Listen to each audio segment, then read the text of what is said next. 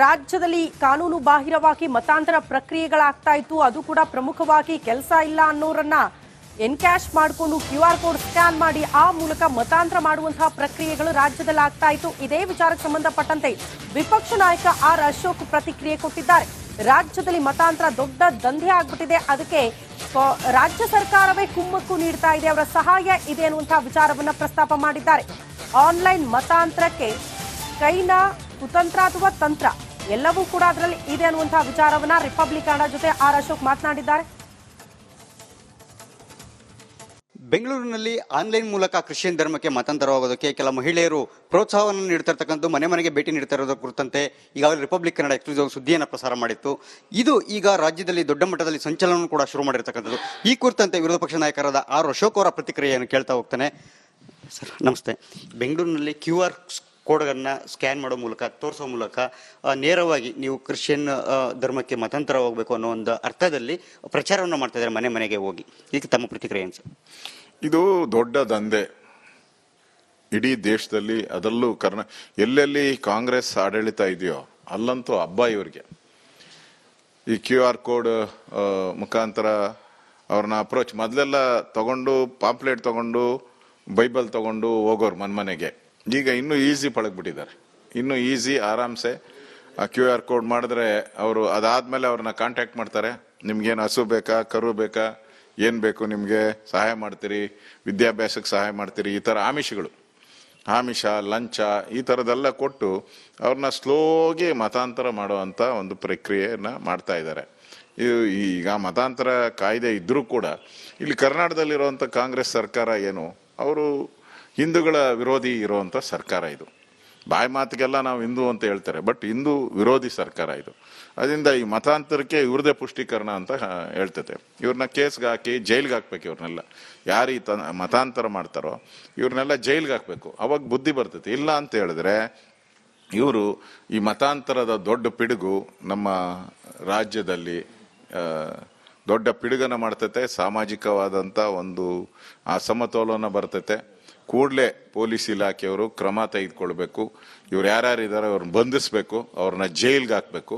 ಆಗ ಮಾತ್ರ ಬುದ್ಧಿ ಬರ್ತೈತೆ. ಇಲ್ಲ ಅಂತ ಹೇಳಿದ್ರೆ ಇದು ನಿರಂತರ ಆಗೋತೈತೆ. ಪಾಪ ಆಮಿಷಕ್ಕೆ ಬಲಿಯಾಗಿ ಏನೋ ಅವ್ರ ಹತ್ರ ದುಡ್ಡು ಇಸ್ಕೊಂಡ್ಬಿಟ್ಟಿದೀನಿ ಅಂತ ಹೇಳಿದ್ಮೇಲೆ ದುಡ್ಡು ಇಸ್ಕೊಂಡ್ಮೇಲೆ ಬಲವಂತ ಮಾಡಕ್ ಶುರು ಮಾಡ್ತಾರೆ. ದುಡ್ಡು ಕೊಟ್ಟಿದ್ದೀರಿ, 50,000 ಕೊಟ್ಟಿದ್ದೀರಿ, 1,00,000 ಕೊಟ್ಟಿದ್ದೀರಿ. ನನಗಿರೋ ಪ್ರಕಾರ ಇಷ್ಟು ಜನನ ನೀವು ಮತಾಂತರ ಮಾಡಿದ್ರೆ ಇಷ್ಟು ದುಡ್ಡು ಕೊಡ್ತೀರಿ ಅಂತಾನು ಸ್ಕೀಮ್ಸ್ ಇದೆ ಅಂತ ನಾನು ಕೇಳಿದ್ದೀನಿ. ಅದು ಆ ತರದ ಲೀಡರ್ಸ್ ಉತ್ಪತ್ತಿ ಮಾಡಿದ್ದಾರೆ. ನೀವು ಇಷ್ಟು ಜನ ಮತಾಂತರ ಮಾಡಿದ್ರೆ ಇಷ್ಟು ದುಡ್ಡು ಕೊಡ್ತೀರಿ ಅನ್ನೋ ಒಂದು ಸ್ಕೀಮ್ಸ್ ಕೂಡ ಇಲ್ಲಿದೆ. ಅದರಿಂದ ಇದೊಂದು ದೊಡ್ಡ ದಂಧೆ. ಅಯ್ಯೋ, ಪ್ರಳಯಾಂತಕರು ಇಲ್ಲಿ ದೊಡ್ಡ ದಂಧೆ ಇದೆ. ಈ ದಂಧೆಯನ್ನ ಬಗ್ಗು ಬಡಿಬೇಕು. ಹಿಂದೆ ನಮ್ಮ ಸರ್ಕಾರ ಇದ್ದಾಗ ಇವ್ರು ತಲೆ ಎತ್ತಕ್ ಬಿಟ್ಟಿರ್ಲಿಲ್ಲ. ಈಗ ಮತ್ತೆ ಇವರೆಲ್ಲ ತಲೆ ಎತ್ತಿ ಮತಾಂತರ ಮಾಡ್ತಾ ಇದ್ದಾರೆ. ಇವರು ಒಂಥರ ದೇಶದ ದ್ರೋಹಿಗಳು. ಮತಾಂತರ ಮಾಡುವಂಥದ್ದು ದೇಶದ ದ್ರೋಹದ ಕೆಲಸ. ಇವ್ರನ್ನ ಕೂಡಲೇ ಬಂಧಿಸಬೇಕು, ಜೈಲ್ಗೆ ಹಾಕ್ಬೇಕು, ಆಗ್ರಹವನ್ನು ಮಾಡ್ತಾ ಇದೆ. Thank you sir. ಇದಿಷ್ಟು ಕೂಡ ವಿರೋಧ ಪಕ್ಷ ನಾಯಕರಾದ ಆರ್ ಅಶೋಕ್ ಅವರ ಮಾತು. ನೇರವಾಗಿ ಅವರು ಹೇಳುವಂತೆ ಇವರು ದೊಡ್ಡ ಮಟ್ಟದ ದೇಶ ದ್ರೋಹಿಗಳು. ಇವರು ದೇಶಕ್ಕೆ ದ್ರೋಹವನ್ನು ಎಸಗ್ತಾ ಇರತಕ್ಕಂಥವ್ರು. ಜೊತೆಗೆ ಇದೊಂದು ದೊಡ್ಡವಾದಂತಹ ಒಂದು ದಂಧೆನೇ ನಡೀತಾ ಇದೆ. ಇವರೆಲ್ಲರನ್ನು ಕೂಡ ಬಂಧಿಸುವಂತ ಕೆಲಸ ಆಗಬೇಕು ಅಂತ ನೇರವಾಗಿ ಸರ್ಕಾರಕ್ಕೆ ಆಗ್ರಹವನ್ನು ಮಾಡಿರ್ತಕ್ಕಂಥದ್ದು. ನೋಡೋಣ ಮುಂದಿನ ದಿನಗಳಲ್ಲಿ ಈ ಮತಾಂತರ ನಿಷೇಧ ಕಾಯ್ದೆಗೆ ಸಂಬಂಧಪಟ್ಟಂತೆ ಸರ್ಕಾರ ಯಾವ ರೀತಿಯ ಕಠಿಣ ಕ್ರಮಗಳನ್ನು ಕೈಗೊಳ್ಳುತ್ತೆ ಅನ್ನೋದನ್ನ. ಕ್ಯಾಮರಾ ಪರ್ಸನ್ ಹರಿಪ್ರಸಾದ್ ಜೊತೆ ಸುರೇಶ್, ರಿಪಬ್ಲಿಕ್ ಕನ್ನಡ, ಬೆಂಗಳೂರು. ರಾಜ್ಯದಲ್ಲಿ ಕಾನೂನು ಬಾಹಿರವಾಗಿ ಮತಾಂತರ ಪ್ರಕ್ರಿಯೆಗಳಾಗ್ತಾ ಇತ್ತು. ಅದು ಕೂಡ ಪ್ರಮುಖವಾಗಿ ಕೆಲಸ ಇಲ್ಲ ಅನ್ನೋರನ್ನ ಎನ್ಕ್ಯಾಶ್ ಮಾಡಿಕೊಂಡು QR ಕೋಡ್ ಸ್ಕ್ಯಾನ್ ಮಾಡಿ ಆ ಮೂಲಕ ಮತಾಂತರ ಮಾಡುವಂತಹ ಪ್ರಕ್ರಿಯೆಗಳು ರಾಜ್ಯದಲ್ಲಿ ಆಗ್ತಾ ಇತ್ತು. ಇದೇ ವಿಚಾರಕ್ಕೆ ಸಂಬಂಧಪಟ್ಟಂತೆ ವಿಪಕ್ಷ ನಾಯಕ ಆರ್ ಅಶೋಕ್ ಪ್ರತಿಕ್ರಿಯೆ ಕೊಟ್ಟಿದ್ದಾರೆ. ರಾಜ್ಯದಲ್ಲಿ ಮತಾಂತರ ದೊಡ್ಡ ದಂಧೆ ಆಗ್ಬಿಟ್ಟಿದೆ, ಅದಕ್ಕೆ ರಾಜ್ಯ ಸರ್ಕಾರವೇ ಕುಮ್ಮಕ್ಕು ನೀಡ್ತಾ ಇದೆ, ಅವರ ಸಹಾಯ ಇದೆ ಅನ್ನುವಂತಹ ವಿಚಾರವನ್ನ ಪ್ರಸ್ತಾಪ ಮಾಡಿದ್ದಾರೆ. ಆನ್ಲೈನ್ ಮತಾಂತರಕ್ಕೆ ಕೈನ ಕುತಂತ್ರ ಅಥವಾ ತಂತ್ರ ಎಲ್ಲವೂ ಕೂಡ ಅದರಲ್ಲಿ ಇದೆ ಅನ್ನುವಂತಹ ವಿಚಾರವನ್ನ ರಿಪಬ್ಲಿಕ್ ಕನ್ನಡ ಜೊತೆ ಆರ್ ಅಶೋಕ್ ಮಾತನಾಡಿದ್ದಾರೆ. ಬೆಂಗಳೂರಿನಲ್ಲಿ ಆನ್ಲೈನ್ ಮೂಲಕ ಕ್ರಿಶ್ಚಿಯನ್ ಧರ್ಮಕ್ಕೆ ಮತಾಂತರವಾಗೋದಕ್ಕೆ ಕೆಲ ಮಹಿಳೆಯರು ಪ್ರೋತ್ಸಾಹವನ್ನು ನೀಡ್ತಿರ್ತಕ್ಕಂಥ ಮನೆ ಮನೆಗೆ ಭೇಟಿ ನೀಡ್ತಾ ಇರೋದ್ರ ಕುರಿತಂತೆ ಈಗಾಗಲೇ ರಿಪಬ್ಲಿಕ್ ಕನ್ನಡ ಎಕ್ಸ್ಕ್ಲೂಸಿವ್ ಸುದ್ದಿಯನ್ನು ಪ್ರಸಾರ ಮಾಡಿತ್ತು. ಇದು ಈಗ ರಾಜ್ಯದಲ್ಲಿ ದೊಡ್ಡ ಮಟ್ಟದಲ್ಲಿ ಸಂಚಲನ ಕೂಡ ಶುರು ಮಾಡಿರ್ತಕ್ಕಂಥದ್ದು. ಈ ಕುರಿತಂತೆ ವಿರೋಧ ಪಕ್ಷ ನಾಯಕರಾದ ಆರ್ ಅಶೋಕ್ ಅವರ ಪ್ರತಿಕ್ರಿಯೆಯನ್ನು ಕೇಳ್ತಾ ಹೋಗ್ತಾನೆ. ಸರ್ ನಮಸ್ತೆ. ಬೆಂಗಳೂರಿನಲ್ಲಿ QR ಕೋಡ್ಗಳನ್ನು ಸ್ಕ್ಯಾನ್ ಮಾಡೋ ಮೂಲಕ ತೋರಿಸೋ ಮೂಲಕ ನೇರವಾಗಿ ನೀವು ಕ್ರಿಶ್ಚಿಯನ್ ಧರ್ಮಕ್ಕೆ ಮತಾಂತರ ಹೋಗಬೇಕು ಅನ್ನೋ ಒಂದು ಅರ್ಥದಲ್ಲಿ ಪ್ರಚಾರವನ್ನು ಮಾಡ್ತಾ ಇದ್ದಾರೆ ಮನೆ ಮನೆಗೆ ಹೋಗಿ. ಈಗ ತಮ್ಮ ಪ್ರತಿಕ್ರಿಯೆ ಏನು ಸರ್? ಇದು ದೊಡ್ಡ ದಂಧೆ ಇಡೀ ದೇಶದಲ್ಲಿ, ಅದರಲ್ಲೂ ಎಲ್ಲೆಲ್ಲಿ ಕಾಂಗ್ರೆಸ್ ಆಡಳಿತ ಇದೆಯೋ ಅಲ್ಲಂತೂ ಹಬ್ಬ ಇವ್ರಿಗೆ. ಈ QR ಕೋಡ್ ಮುಖಾಂತರ ಅವ್ರನ್ನ ಅಪ್ರೋಚ್ ಮೊದಲೆಲ್ಲ ತಗೊಂಡು ಪಾಂಪ್ಲೆಟ್ ತಗೊಂಡು ಬೈಬಲ್ ತಗೊಂಡು ಹೋಗೋರು ಮನೆಗೆ. ಈಗ ಇನ್ನೂ ಈಸಿ ಪಳಗ್ಬಿಟ್ಟಿದ್ದಾರೆ. ಇನ್ನೂ ಈಸಿ ಆರಾಮ್ಸೆ QR ಕೋಡ್ ಮಾಡಿದ್ರೆ ಅವರು ಅದಾದ್ಮೇಲೆ ಅವ್ರನ್ನ ಕಾಂಟ್ಯಾಕ್ಟ್ ಮಾಡ್ತಾರೆ. ನಿಮ್ಗೇನು ಹಸು ಬೇಕಾ, ಕರು ಬೇಕಾ, ಏನ್ ಬೇಕು ನಿಮ್ಗೆ, ಸಹಾಯ ಮಾಡ್ತೀರಿ, ವಿದ್ಯಾಭ್ಯಾಸಕ್ಕೆ ಸಹಾಯ ಮಾಡ್ತೀರಿ, ಈ ತರ ಆಮಿಷ ಲಂಚ ಈ ತರದೆಲ್ಲ ಕೊಟ್ಟು ಅವ್ರನ್ನ ಸ್ಲೋಗಿ ಮತಾಂತರ ಮಾಡುವಂತ ಒಂದು ಪ್ರಕ್ರಿಯೆಯನ್ನ ಮಾಡ್ತಾ ಇದ್ದಾರೆ. ಈಗ ಮತಾಂತರ ಕಾಯ್ದೆ ಇದ್ರೂ ಕೂಡ ಇಲ್ಲಿ ಕರ್ನಾಟಕದಲ್ಲಿರುವಂತ ಕಾಂಗ್ರೆಸ್ ಸರ್ಕಾರ ಏನು, ಅವರು ಹಿಂದೂಗಳ ವಿರೋಧಿ ಇರುವಂತ ಸರ್ಕಾರ ಇದು. ಬಾಯಿ ಮಾತಿಗೆಲ್ಲ ನಾವು ಹಿಂದೂ ಅಂತ ಹೇಳ್ತಾರೆ, ಬಟ್ ಹಿಂದೂ ವಿರೋಧಿ ಸರ್ಕಾರ ಇದು. ಅದರಿಂದ ಈ ಮತಾಂತರಕ್ಕೆ ಇವ್ರದೇ ಪುಷ್ಟೀಕರಣ ಅಂತ ಹೇಳ್ತೈತೆ. ಇವ್ರನ್ನ ಕೇಸ್ಗೆ ಹಾಕಿ ಜೈಲ್ಗೆ ಹಾಕ್ಬೇಕು. ಇವ್ರನ್ನೆಲ್ಲ ಯಾರು ಈ ಮತಾಂತರ ಮಾಡ್ತಾರೋ ಇವ್ರನ್ನೆಲ್ಲ ಜೈಲ್ಗೆ ಹಾಕ್ಬೇಕು. ಅವಾಗ ಬುದ್ಧಿ ಬರ್ತೈತೆ. ಇಲ್ಲ ಅಂತ ಹೇಳಿದ್ರೆ ಇವರು ಈ ಮತಾಂತರದ ದೊಡ್ಡ ಪಿಡುಗು ನಮ್ಮ ರಾಜ್ಯದಲ್ಲಿ ದೊಡ್ಡ ಪಿಡುಗನ ಮಾಡ್ತೈತೆ. ಸಾಮಾಜಿಕವಾದಂತ ಒಂದು ಅಸಮತೋಲನ ಬರ್ತೈತೆ. ಕೂಡಲೇ ಪೊಲೀಸ್ ಇಲಾಖೆಯವರು ಕ್ರಮ ತೆಗೆದುಕೊಳ್ಬೇಕು. ಇವ್ರು ಯಾರ್ಯಾರಿದ್ದಾರೆ ಅವ್ರನ್ನ ಬಂಧಿಸ್ಬೇಕು, ಅವ್ರನ್ನ ಜೈಲ್ಗೆ ಹಾಕ್ಬೇಕು.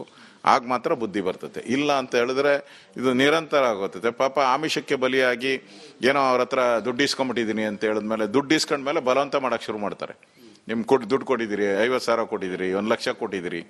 ನನಗಿರೋ ಪ್ರಕಾರ ಇಷ್ಟು ಜನನ ನೀವು ಮತಾಂತರ ಮಾಡಿದ್ರೆ ಇಷ್ಟು ದುಡ್ಡು ಕೊಡ್ತೀರಿ ಅಂತಾನು ಸ್ಕೀಮ್ಸ್ ಇದೆ ಅಂತ ನಾನು ಕೇಳಿದ್ದೀನಿ. ಅದು ಆ ತರದ ಲೀಡರ್ಸ್ ಉತ್ಪತ್ತಿ ಮಾಡಿದ್ದಾರೆ. ನೀವು ಇಷ್ಟು ಜನ ಮತಾಂತರ ಮಾಡಿದ್ರೆ ಇಷ್ಟು ದುಡ್ಡು ಕೊಡ್ತೀರಿ ಅನ್ನೋ ಒಂದು ಸ್ಕೀಮ್ಸ್ ಕೂಡ ಇಲ್ಲಿದೆ. ಅದರಿಂದ ಇದೊಂದು ದೊಡ್ಡ ದಂಧೆ.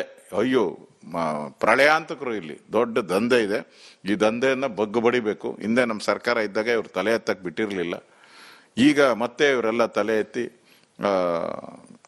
ಮತಾಂತರ ಮಾಡ್ತಾ ಇದ್ದಾರೆ. ಇವರು ಒಂಥರ ದೇಶದ ದ್ರೋಹಿಗಳು. ಮತಾಂತರ ಮಾಡುವಂಥದ್ದು ದೇಶದ ದ್ರೋಹದ ಕೆಲಸ. ಇವ್ರನ್ನ ಕೂಡಲೇ ಬಂಧಿಸಬೇಕು, ಜೈಲಿಗೆ ಹಾಕ್ಬೇಕು ಆಗ್ರಹವನ್ನು ಮಾಡ್ತಾ ಇದ್ದೀವಿ. Thank you sir. ಇದಿಷ್ಟು ಕೂಡ ನಾವು ವಿರೋಧ ಪಕ್ಷ ನಾಯಕರಾದ ಹರ್ಷ ಮಾತು. ನೇರವಾಗಿ ಅವರು ಹೇಳುವಂತೆ ಇವರು ದೊಡ್ಡ ಮಟ್ಟದ ದೇಶ ದ್ರೋಹಿಗಳು. ಇವರು ದೇಶಕ್ಕೆ ದ್ರೋಹವನ್ನ ಎಸಗ್ತಾ ಇರತಕ್ಕಂಥವ್ರು. ಜೊತೆಗೆ ಇದೊಂದು ದೊಡ್ಡವಾದಂತ ಒಂದು ದಂಧೆನೇ ನಡೀತಾ ಇದೆ. ಇವರೆಲ್ಲರನ್ನು ಕೂಡ ಬಂಧಿಸುವಂತ ಕೆಲಸ ಆಗಬೇಕು ಅಂತ ನೇರವಾಗಿ ಸರ್ಕಾರಕ್ಕೆ ಆಗ್ರಹವನ್ನು ಮಾಡಿರ್ತಕ್ಕಂಥದ್ದು. ನೋಡೋಣ ಮುಂದಿನ ದಿನಗಳಲ್ಲಿ ಈ ಮತಾಂತರ ನಿಷೇಧ ಕಾಯ್ದೆಗೆ ಸಂಬಂಧಪಟ್ಟಂತೆ ಸರ್ಕಾರ ಯಾವ ರೀತಿಯ ಕಠಿಣ ಕ್ರಮಗಳನ್ನ ಕೈಗೊಳ್ಳುತ್ತೆ ಅನ್ನೋದನ್ನ. ಕ್ಯಾಮರಾ ಪರ್ಸನ್ ಹರಿಪ್ರಸಾದ್ ಜೊತೆ ಸುರೇಶ್, ರಿಪಬ್ಲಿಕ್ ಕನ್ನಡ, ಬೆಂಗಳೂರು. ಏನ್ ಪ್ರಾಬ್ಲಮ್ ಇಲ್ಲ ಏರಿಯಾದಲ್ಲಿ? ಏನ್ ಪ್ರಾಬ್ಲಮ್? ಏನ್ ನಿಮ್ ಪ್ರಾಬ್ಲಮ್? ಇದೆಲ್ಲ ಪ್ರಾಬ್ಲಮ್ ಐತಿಲ್ಲ ಹೇಳಿ. ಏನ್ರಿ ನಿಮ್ ಪ್ರಾಬ್ಲಮ್? ಏನ್ ನಿಮ್ ಪ್ರಾಬ್ಲಮ್ ಅಂತ ಹೇಳಿ. ಯಾರಪ್ಪ ನಗರಕ್ಕೆ? ಗಾಂಧಿನಗರ, ದಾಸರಹಳ್ಳಿ, ರಾಜರಾಜೇಶ್ವರಿ ನಗರ, ಚಾಮರಾಜಪೇಟೆ, ಹುಬ್ಬಳ್ಳಿ, ಚನ್ನಮರುತ್ತದ, ಮೈಸೂರಿಗೆ ಬಂದಿರೋದು. ಬ್ಯಾಡಗಿ ತಾಲೂಕಿಗೆ ನಾವು ಬಂದಿವ್ರಿ. ಸರ್ ಹೇಳಿ ಸರ್, ಏನ್ ಪ್ರಾಬ್ಲಮ್? ನಿಮ್ MLA ಹೆಂಗೆ? ಏನೆಲ್ಲ ಸಮಸ್ಯೆಗಳು? ಏನ್ ಕಥೆ ಇಲ್ಲಿ ಬಂತ? ಯಾವಪ್ಪ ಯಾವತ್ತೂ ಬಂದಿಲ್ಲ. 2 months ಇಂದ ನೀರಿಲ್ಲ. ಟ್ಯಾಂಕರ್ ಬರ್ಬೇಕಾದ್ರೆ ರೋಡ್ ಸರಿ ಇಲ್ಲ ಅಂತ ಯಾರ ಹತ್ರ ಹೋಗಿ ಹೇಳೋದಕ್ಕೆ ನಮ್ಗೆ ಯಾರು ಇಲ್ಲ. ಇಲ್ಲಿ ಕಿತ್ತೋದ್ರೆ ಏನ್ ಹಾಳಾಗೋದ್ರು ಇದು ಯಾರು ನೋಡರೇ ಗತಿ ಇಲ್ಲ. ನಾವಿದ್ದೀವಿ ಅಂತಾರೆ. ಇವಾಗ ಯಾರು MLA ಮಗ ಒಂದ್ ದಿವಸನೂ ಬಂದಿಲ್ಲ. ಫುಲ್ ಸ್ಟ್ಯಾಂಡರ್ಡ್ ಲಕ್ಸುರಿಯಸ್ ಬೆಡ್ರೂಮ್ ಐತ್ರಿ ಅದು.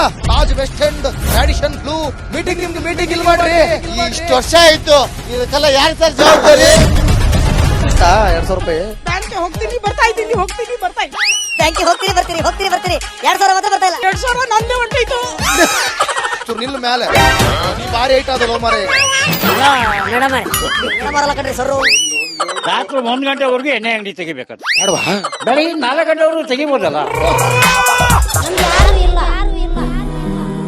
ಮಗನೂ ನೋಡಲ್ಲ, ಯಾರು ನೋಡಲ್ಲ. ನಾನು ಒಬ್ಬಳು ನೋಡ್ಸ್ಕೊಂತೀರಜ್ಜ. ನಮ್ಮ ಮಕ್ಕಳಿಗೆ ಅಮ್ಮ ಅಪ್ಪ ಇಲ್ಲ, ಅವರು ನೋಡ್ಬೇಕು. ಬರ್ತಾ ಇದೀವಿ. ದೇವ್ರು ಬಿಟ್ಟಂಗೆ ಆಗುತ್ತೆ.